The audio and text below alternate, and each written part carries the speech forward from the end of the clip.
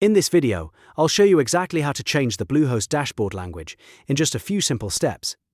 This is a quick and easy way to switch your Bluehost account to the language you're most comfortable using, which can make managing your website a lot smoother and less confusing. If this tutorial helps, please take a second to like the video and subscribe for more helpful tech guides like this.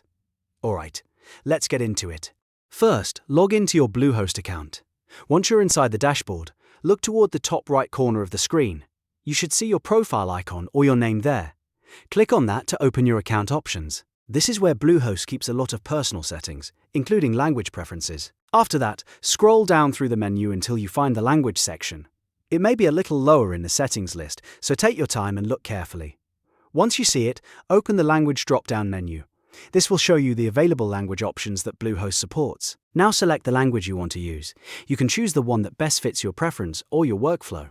After selecting it, click the Change Language button to apply the update. At this point, Bluehost may take a moment to refresh, so give it a few seconds to fully load the new setting. Once it finishes updating, you'll see the Bluehost dashboard in your selected language.